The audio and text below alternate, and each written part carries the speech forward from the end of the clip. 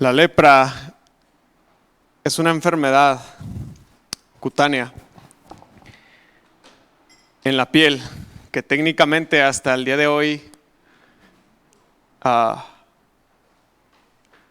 en su mayoría o en un panorama completo, no tiene cura y no ha podido ser erradicada de la tierra,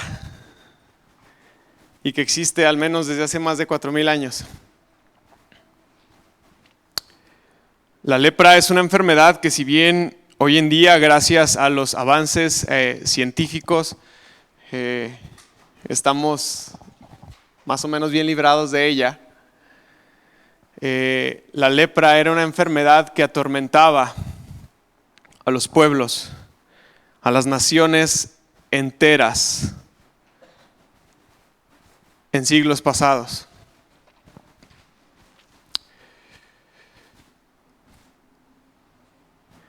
Se sabía obviamente muy poco acerca de la lepra.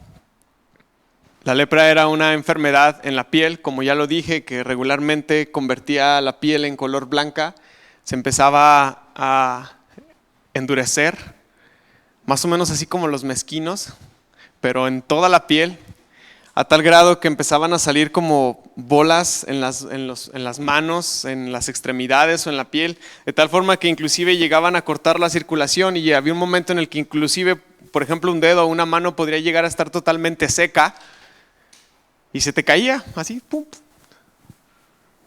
se rompía y se caía.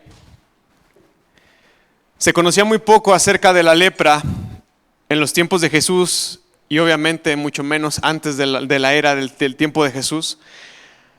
Así que los enfermos eran abandonados, eran olvidados a su suerte.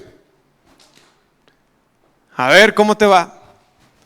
Así como en el año de 1500 con la peste negra, a la gente que empezaba a mostrar síntomas de enfermedad la sacaban de las casas a morir a su suerte en las calles. Así los leprosos eran olvidados y abandonados a su suerte. ¿Por qué? Porque la lepra era y es una enfermedad contagiosa. Es una enfermedad que, si existe contacto físico, existe un alto índice de probabilidad de contagiarte. Así que una persona que tenía lepra no solamente era abandonada y no solamente era olvidada a su suerte, sino que, al menos en la cultura hebrea judía, estaba obligada, estaba destinada a vivir exiliada, fuera del campamento, fuera de la comunidad, fuera de todo. Y si tú estás enfermo con lepra y has sido obligado a vivir a las afueras de la ciudad, en la periferia de la ciudad, ¿dónde vas a comprar alimento? ¿De dónde te vas a alimentar? ¿De dónde vas a vivir? Por lo tanto, regularmente una persona leprosa, al ser abandonada y olvidada a su suerte, ya lo he dicho como 4 o 5 veces, difícilmente podía volver a ser reinsertada socialmente hasta que muriera. Hay películas de la era de Jesús que nos enseñan eso. Hay un claro ejemplo en la película de Ben-Hur, no sé si la han visto. Hasta que Ben-Hur decide perdonar, la lepra de su mamá y de su hermana fue quitada. Se tenía que tener mucho valor y muchísimo amor hacia el enfermo para que alguien se atreviera a salir del campamento, a salir de la aldea, a salir de la comunidad, a salir de la ciudad e ir a la periferia y más o menos acordar un punto de encuentro con los leprosos o con el leproso, dejar los alimentos ahí y regresar sin contacto.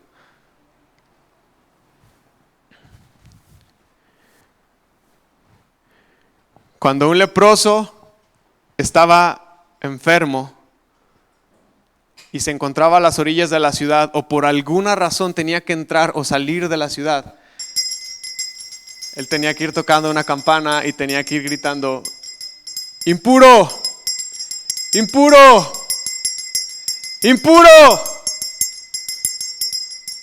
Y me gustaría caminar entre ustedes para que se quitara y se abrieran. Porque yo creo que nadie de ustedes quisiera tocar a un leproso. Yo creo que nadie de ustedes quisiera encontrarse con un leproso.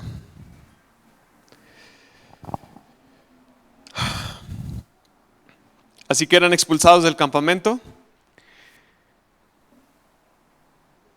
por el sacerdote.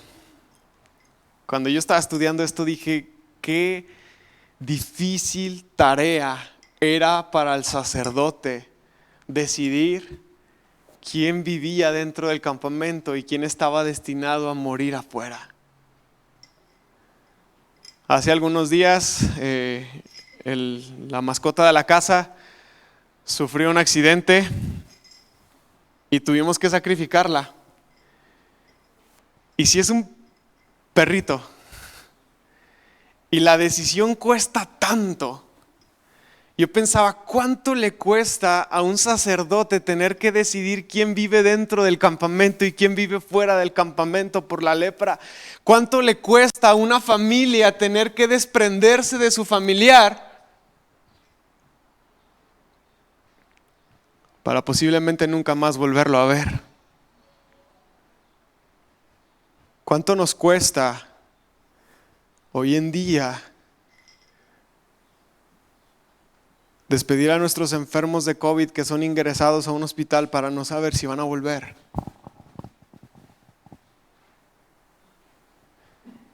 ¿Qué cargan en sus hombros? No solamente quien los despide y no solamente quien toma la decisión de la necesidad de ser aislados, sino qué peso carga el mismo enfermo de posiblemente creer o saber que no va a volver.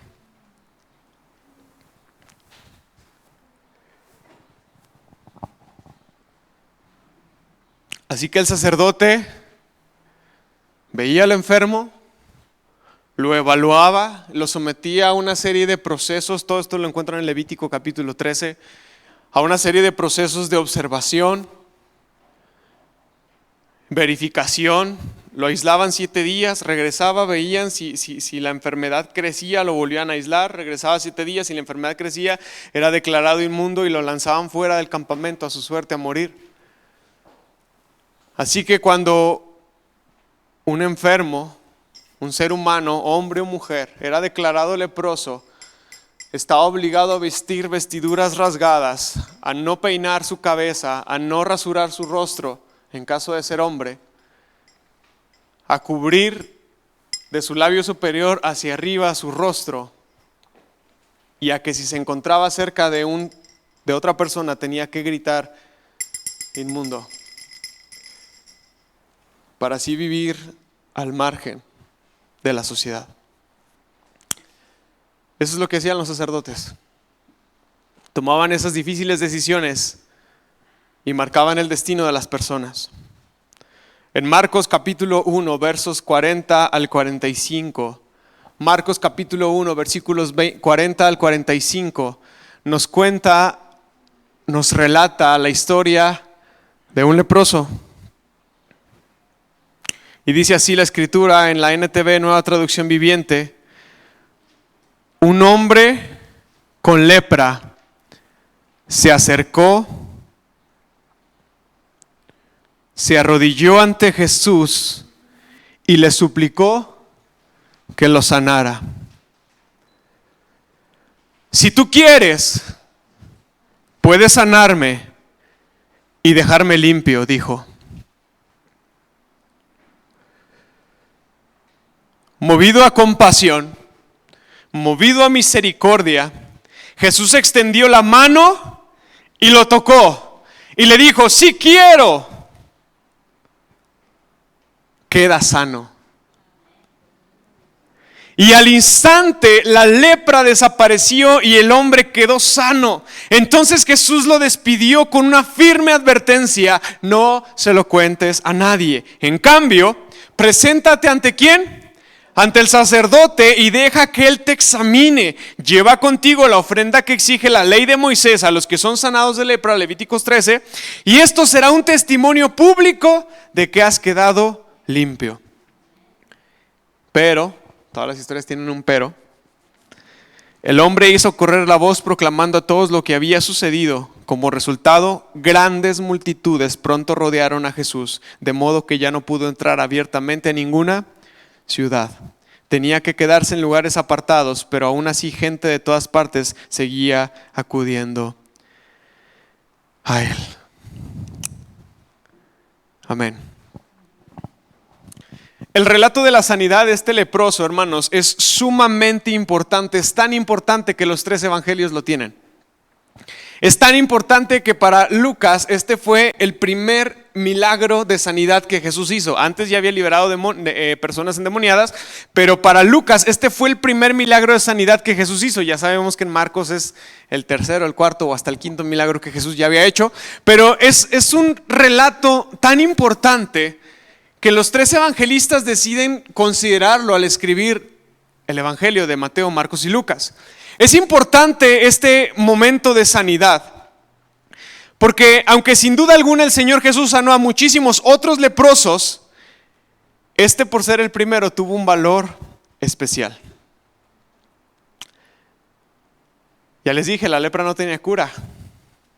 Fueron muy raros los casos de sanidad de lepra en el Antiguo Testamento. Y uno de ellos está con Naamán. ¿Se acuerdan de Naamán? Otro de ellos está en la hermana de Moisés, Miriam, que también le dio lepra. Son muy raros los casos de sanidad de lepra, así que prácticamente se consideraba la lepra como una enfermedad incurable. O sea, necesito que entendamos todo esto para entender lo asombroso del milagro de Jesús en ese momento, en el momento específico cuando sucedió. Cuando Jesús sana a este leproso, según el versículo 40, dice que Él va. En medio del va y viene de Jesús, porque por lo que vimos la semana pasada nos dimos cuenta que Jesús andaba visitando aldeas, andaba visitando comunidades. No sabemos exactamente dónde sucedió este encuentro, pero en medio del va y viene de Jesús, en medio de visitar un pueblo, en medio de visitar otro pueblo, en medio de ir a predicar a una comunidad, en medio de ir a predicar a otra comunidad, Jesús se encuentra con este leproso. O quizás el leproso se encuentra con Jesús. Y por lo que acabo de decir, que los leprosos no podían vivir entre la gente, seguramente estaban en la periferia de la ciudad, seguramente estaban en un proceso de transición entre un pueblo y otro, y el leproso aparece en medio de ese va y viene de Jesús.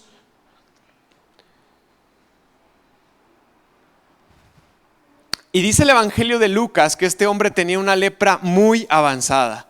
Y es interesante porque Lucas era doctor.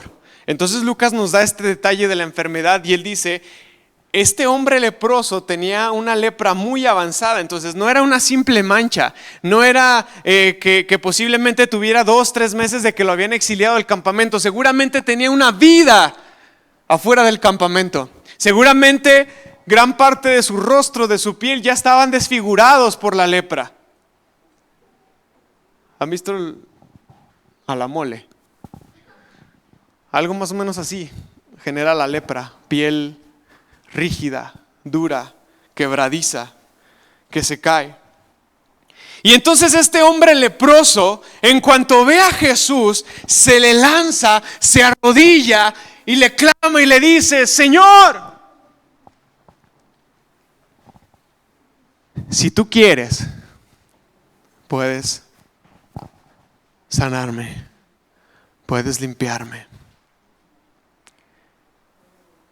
Qué interesante es esto. Es interesante ver esta escena porque yo tengo muchas preguntas que hacer. Ya saben que yo soy muy preguntón. Y una de las preguntas importantes que hay que hacer es: ¿cómo es que este leproso sabe que Jesús puede sanarlo?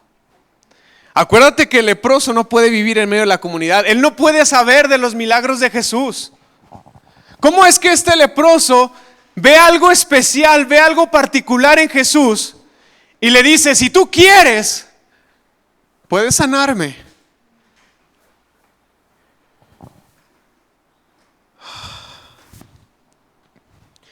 ¿Qué fue lo que vio el leproso en Jesús que hizo que el leproso rompiera el protocolo? Y entiende bien lo que está pasando. No le aventó una piedra y le dijo: ¡hey, Jesús, sáname! No le habló de lejos y le dijo: ven. Este hombre rompió todos los protocolos, este hombre rompió todas las estructuras sociales y se lanzó a los pies de Jesús.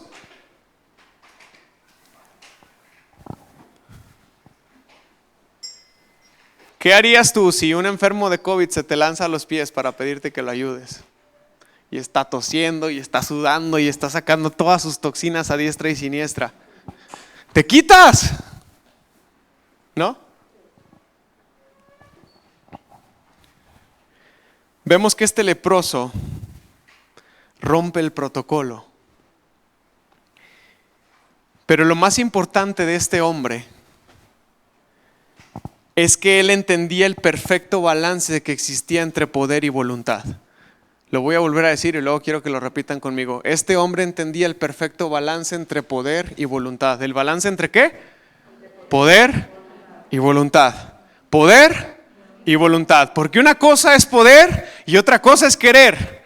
Una cosa es que yo quiero tener esto, quiero tener aquello, pero no puedo. Y otra cosa es sí puedo, pero no quiero. ¿Verdad que sí? Y este hombre enfermo, este leproso, estaba entendiendo perfectamente el balance que existe entre poder y voluntad. Y sus palabras no lo enseñan. Este leproso se acerca a Jesús, porque en este hombre no existía, escuchen bien, no existía la menor duda de que Jesús podía sanarlo. No se acercó preguntándole, si tú puedes, sáname. No le dijo, si tú puedes, hazlo. Porque él sabía, él tenía la fe, él tenía la certeza completa y segura de que el Señor Jesús podía sanarlo. Así que este hombre entiende que el poder está a su disposición y ahora falta la voluntad del Señor. Y se le acerca al Señor y la pregunta es, si tú quieres, puedes sanarme.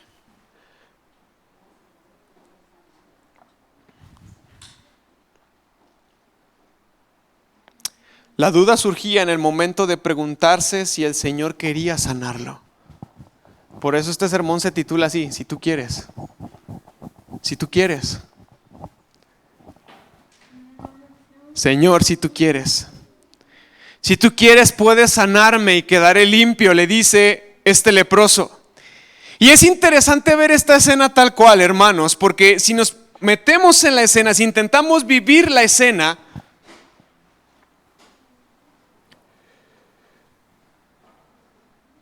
la lepra, al menos en la cultura judía y hebrea, obviamente, la lepra era un síntoma o era una consecuencia de pecado.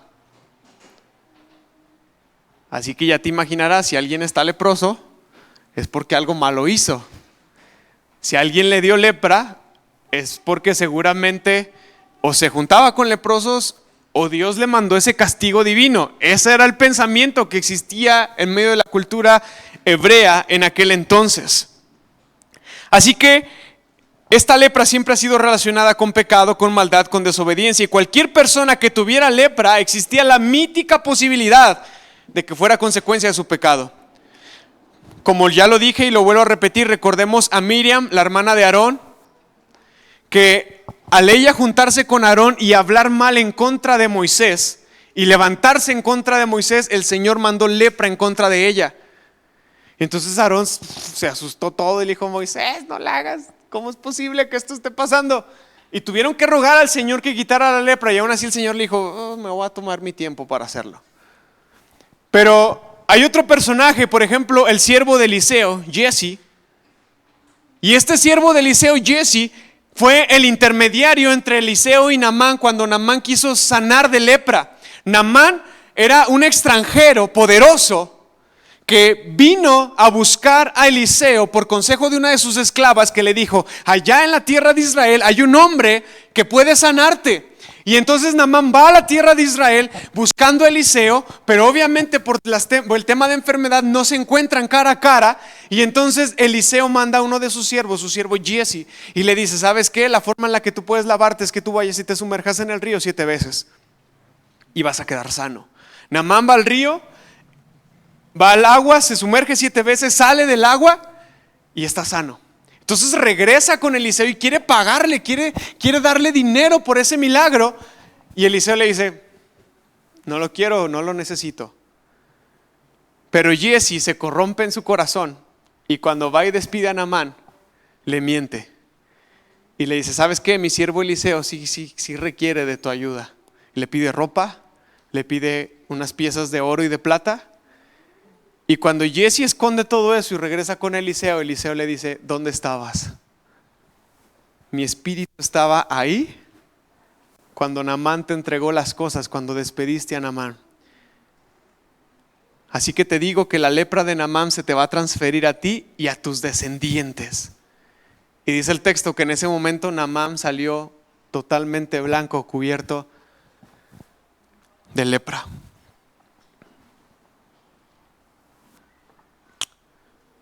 Hermanos, la obra y la voluntad de Dios jamás podrán ser forzados para nosotros.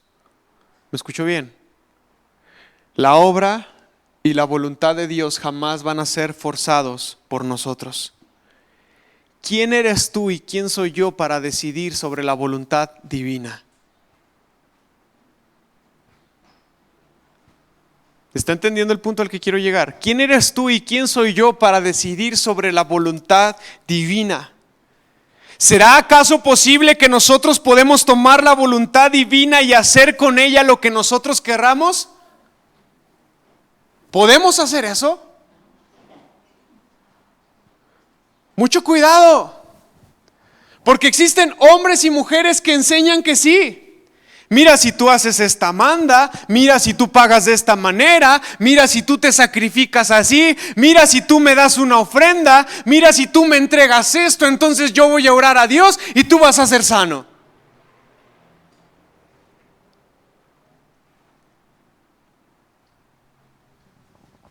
Porque hay gente que enseña eso.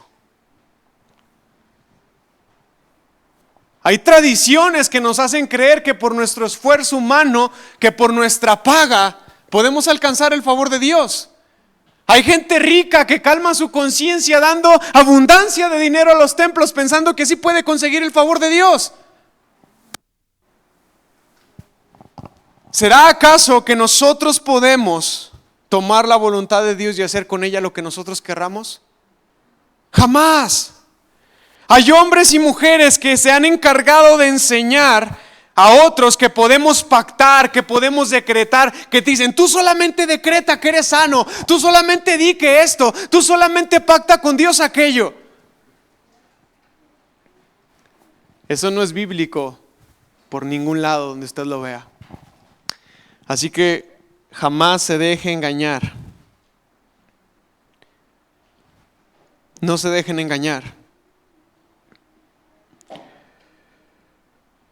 Hay mucha gente que enseña eso como si el favor divino estuviera limitado, se encontrara solamente disponible al poder de nuestro dinero y de nuestros actos.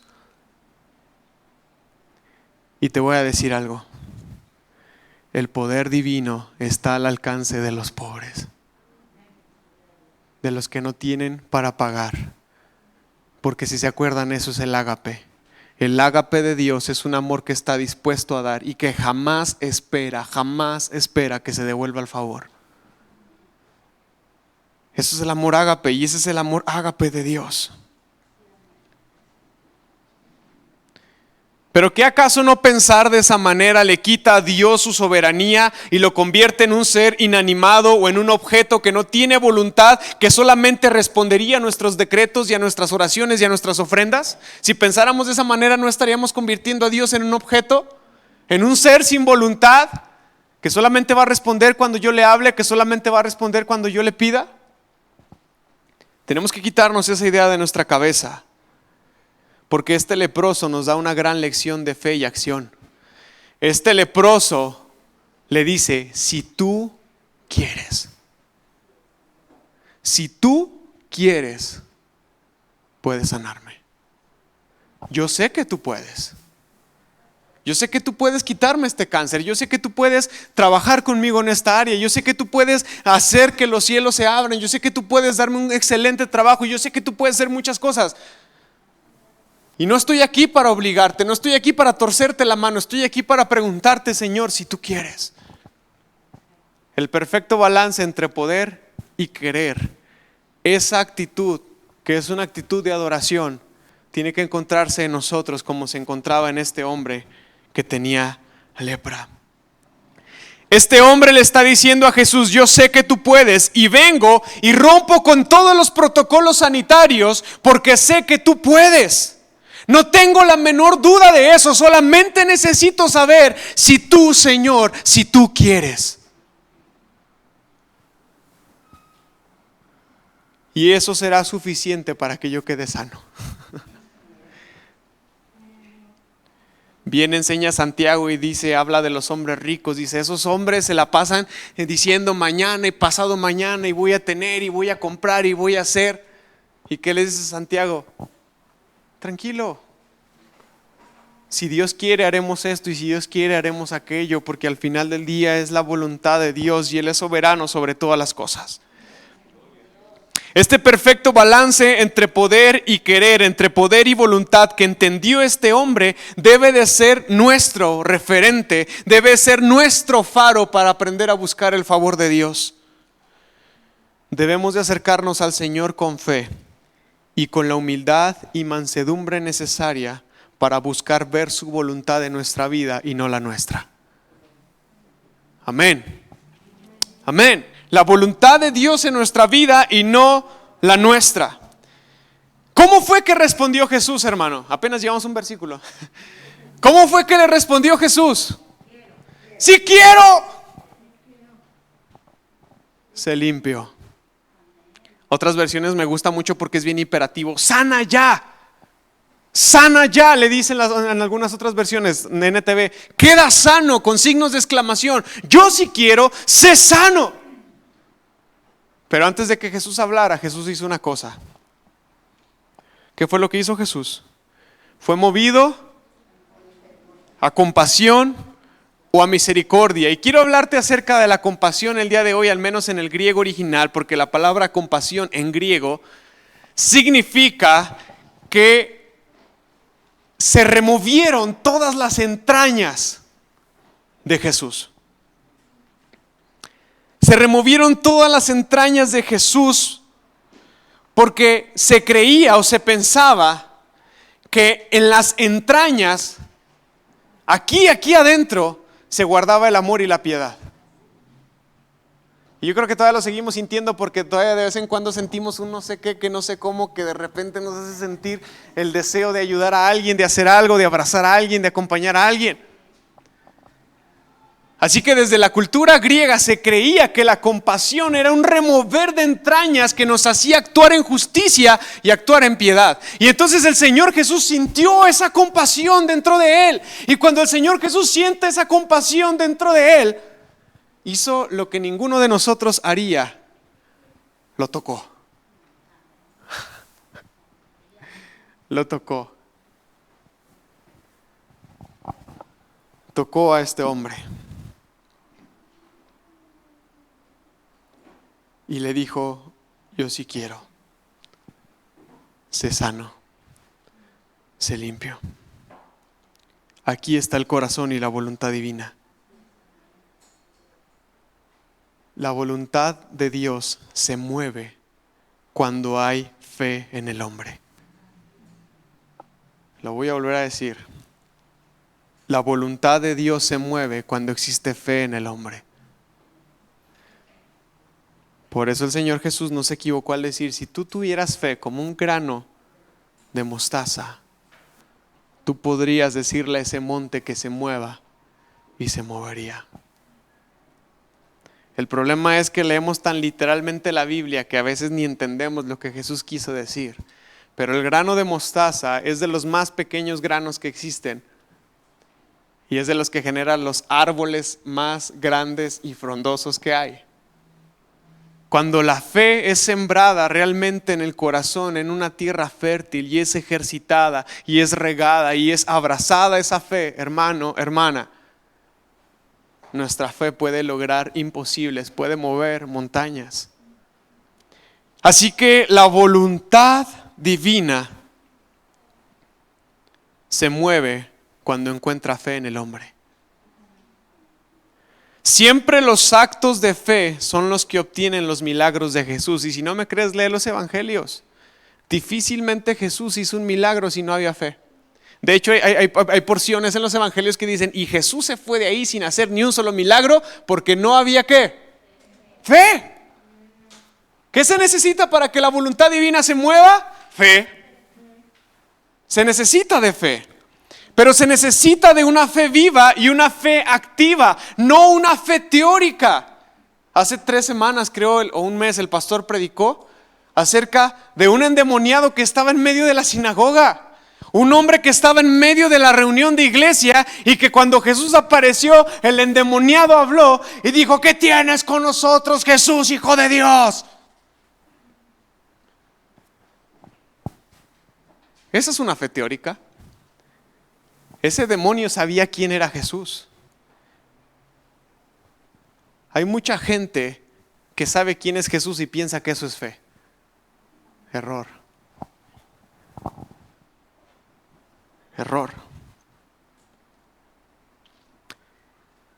Esta fe teórica no sirve de nada porque una fe teórica no nos lleva a la acción. Sí, yo sé quién es Jesús, y sí, yo sé que Él hace milagros, y sí, yo sé que Él puede sanarme. Pero no hay una convicción dentro de nosotros para que eso suceda, me estoy explicando. En cambio, la fe de este leproso, la fe de este hombre, siempre va acompañada de acción. La fe verdadera siempre va acompañada de acción. Santiago capítulo 2 y capítulo 3 habla de una fe viva, una fe que no está muerta, y Santiago dice: la fe tiene que ir acompañada de actos, la fe tiene que ser respaldada con acciones, porque solamente de esa manera demostramos que nuestra fe es una fe viva. Ahora, si tú haces algo bajo la mentalidad de que haciendo ese algo consigues el favor de Dios, eso no es fe, eso es mera conveniencia. Al contrario, si porque tú crees que algo va a ser Dios y entonces actúas, no porque busques que el Señor haga algo, sino porque crees que el Señor va a hacer algo, esa es una fe activa. Y la diferencia radica no en el acto, sino en el corazón.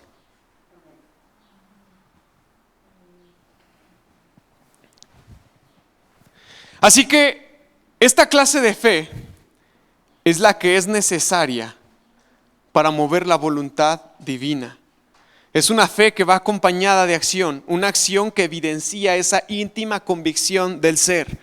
En este caso en particular, reconocer la soberanía del Señor y rendir su situación a la voluntad del Señor fue el más grande y precioso acto de fe de este hombre. ¿Dónde está la acción de este hombre? En preguntarle al Señor si Él quería sanarlo. Porque él sabía que el Señor podía sanarlo. Pero su acto de fe, acompañado de una acción contundente, no tuvo que mover el cielo, no tuvo que mover la tierra, no tuvo que hacer una plegaria enorme, no tuvo que pagar una manda, no tuvo que sacrificar animales. Lo único que tuvo que hacer fue demostrar que su fe era una fe viva al decir: me someto a tu voluntad y si tú quieres me sanas. Ahí está la fe viva. No se quiebre en la cabeza. Esa clase de fe es la que el Señor demanda de nosotros. Así que Jesús lo sanó. Jesús lo limpió. Pero en la próxima predicación vamos a hablar acerca de la limpieza, porque está un poquito relacionado la limpieza con el perdón de pecados y la sanidad. Pero después vamos a hablar acerca de eso, que no se les olvide, tomen una nota mental acerca de ese tema. Pero dice el texto bíblico que Jesús extendió su mano y lo tocó. Y yo quiero que entendamos las implicaciones de esta escena, o las implicaciones que esta escena tiene, porque seguramente los discípulos, al ver al impuro acercarse, al ver al hombre al hombre leproso acercarse a Jesús, seguramente todos los discípulos se apartaron. Seguramente si Jesús venía acompañado de gente, todo mundo corrió. El único que no corrió fue Jesús. Estoy infiriendo, obviamente, porque el texto no lo dice, pero conociendo a los discípulos, seguramente salieron corriendo y salieron corriendo todos los demás, y Jesús se quedó ahí.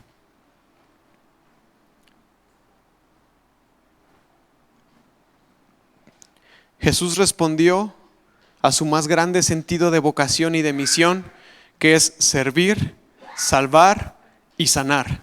¿Qué fue lo que dijo Jesús cuando se presentó en la sinagoga? Yo he venido a dar vista a los ciegos, a dar libertad a los cautivos, a sanar a los leprosos.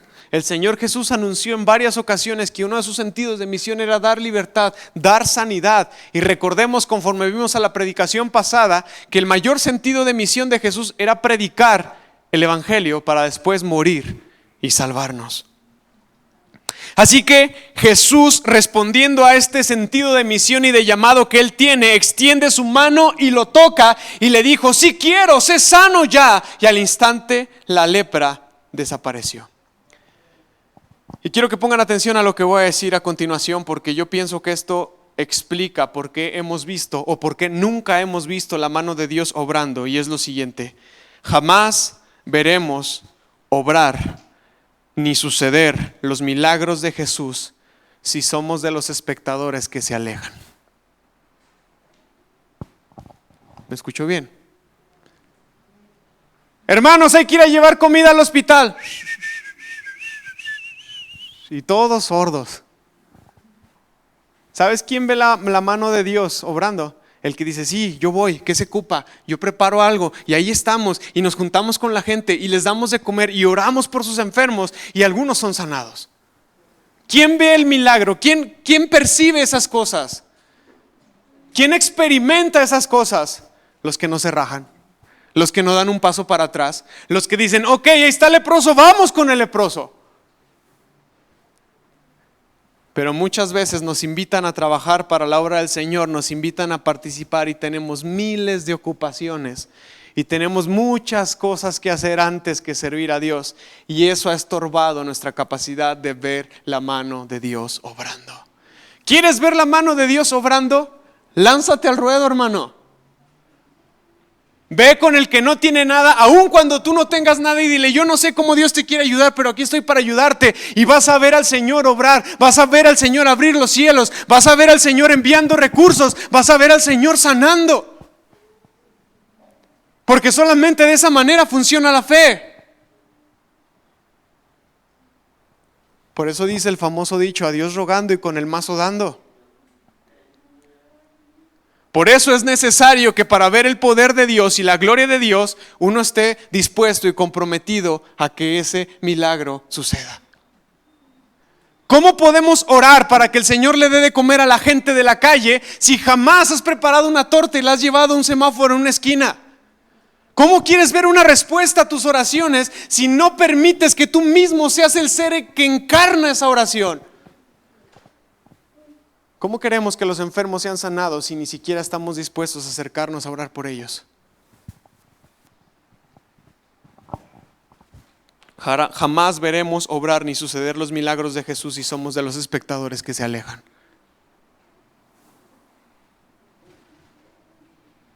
De los que, viendo tanto trabajo y tanta necesidad que hay, no hacen absolutamente nada por apoyar. ¿Cómo sucedió este milagro, hermanos? ¿Cómo fue que este leproso fue sanado? ¿Cómo es que sucedió este milagro y muchos otros milagros? No lo sabemos. Pero lo sabremos si somos de los que se paran en la brecha y no se rajan. Si somos de los que se paran frente al enfermo, frente al necesitado, frente al que tiene alguna situación difícil, y estamos ahí a pesar de nuestras incapacidades y limitantes humanas. Ahí veremos la mano de Dios obrando. Hasta que te toca pararte en la trinchera y hasta que te toca recibir los camotazos, hasta entonces eres capaz de experimentar la mano de Dios obrando. Y por eso el salmista y muchos otros alaban al Señor por la escasez y por la falta de recursos, porque es el mejor momento de experimentar la mano y la obra de Dios en nosotros. Gracias a Dios por las dificultades. Gracias a Dios por la enfermedad.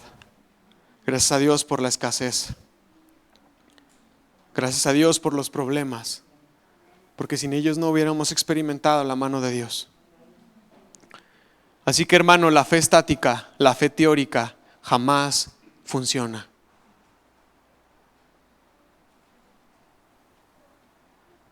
la fe y los milagros suceden sobre la marcha. ¿Me escuchó?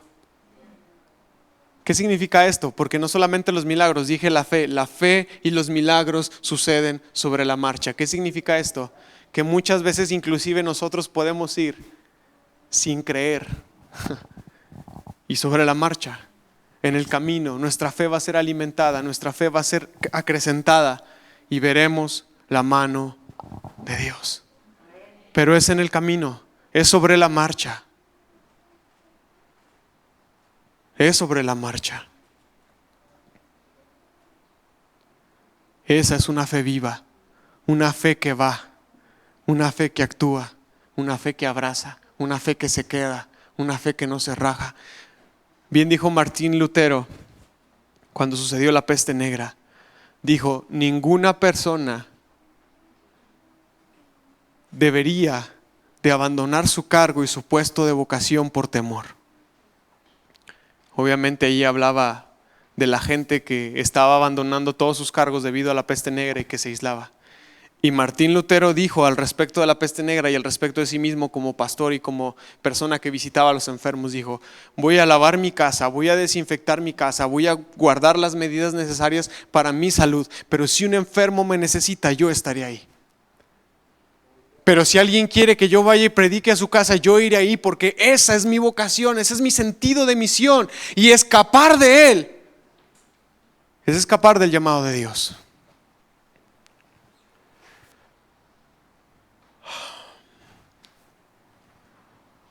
Así funciona la fe. Así sucedió este milagro. Y entonces el enfermo fue sano.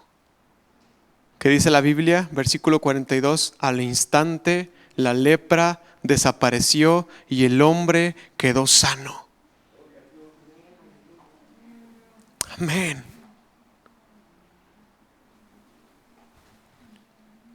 ¿Quieres ver milagros? Créele al Señor. Créele al Señor. Entonces Jesús lo despidió con una firme advertencia y le dijo, no se lo cuentes a nadie, en cambio preséntate ante el sacerdote y deja que él te examine. Lleva contigo la ofrenda que exige la ley de Moisés de los que son sanados de la lepra y esto será un testimonio público de que has quedado limpio. Me encanta ver el milagro de Jesús de una manera integral y responsable. Escucha bien lo que vamos a empezar a aterrizar todo, pero este es un milagro integral y responsable. Yo les dije a un principio del sermón que cuando una persona presentaba lepra tenía que presentarse ante el sacerdote y el sacerdote, depende de su condición, lo declaraba impuro.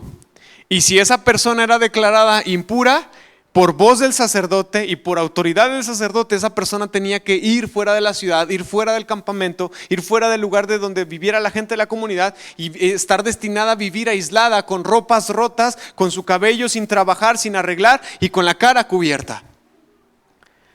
La única forma de que un leproso, después de ser sanado, fuera reinsertado nuevamente a la sociedad de la forma legal, por así decirlo, así como hoy si una persona entra a prisión y después de que sale de prisión todavía tiene que cumplir con ciertos requisitos para que vuelva a ser reconocido como ciudadano y se le pueda entregar otra vez una credencial de INE. Jesús le dice a este leproso, ok, ya estás sano, ahora ve y haz lo necesario para que seas reinsertado socialmente a tu comunidad.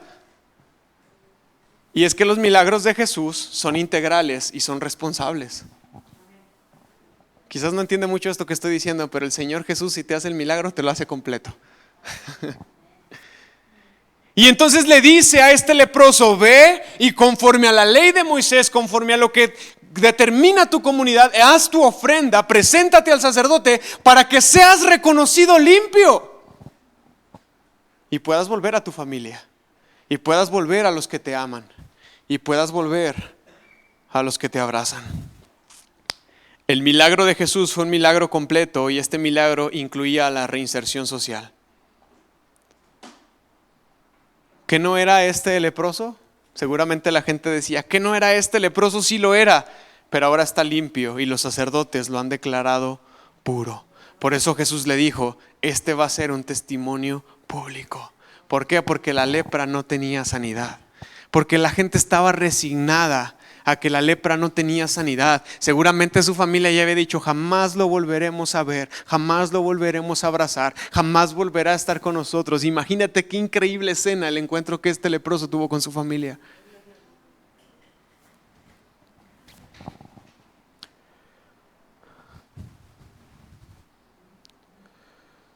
Porque cuando el Señor te hace un milagro, escúchame bien, hermano, hermana, cuando el Señor te declara limpio, no importa cuál sea la consecuencia de tu enfermedad o de tu pecado, el Señor te está declarando limpio. Y hasta en un cierto sentido, no importa de dónde venga el milagro, importa que tú seas reconocido limpio y por ende puedes volver a tu casa, a tu gente, con tu familia. Jesús buscaba eso. Por eso el hombre sanado no podía callar lo que había visto y lo que había recibido. Así que el hombre hizo correr la voz y grandes multitudes empezaron a rodear a Jesús. Recuerden, ya lo dije en varias ocasiones, la lepra era incurable y difícilmente podría ser frenada. Y para que lo entendamos mejor, ¿qué pasaría? ¿Qué pasaría si yo en este momento digo que tengo la cura del COVID? Y si en este momento vamos con alguien que está en una cama de hospital intubado y le damos la cura del COVID y se levanta en ese momento, ¿qué pasaría? Piensa en grande, hermano. No atraeríamos a las naciones enteras, los medios de comunicación, todo el mundo estaría aquí, porque hasta las vacunas han demostrado no ser suficientes. ¿Verdad que sí? Entonces imagínate la conmoción que el Señor Jesús causó al sanar a un leproso. Alguien que no podía ser sanado, que estaba destinado a morir como leproso. Las multitudes se volvían locas con la obra de Jesús. Así que este acto, si bien yo no digo que estuvo mal que el leproso le haya dicho a la gente, aunque desobedeció a Jesús, porque Jesús le dijo: no vayas con los demás, ve con el sacerdote para que te declare limpio. Este acto, en ese momento particular de la historia, hizo que las multitudes, en vez de ayudar a Jesús, le estorbaran para cumplir su ministerio. Pero después vamos a hablar acerca de eso. Solamente lo toco porque es importante abarcar los versículos de los cuales estamos predicando. Vamos a ponernos de pie, hermanos.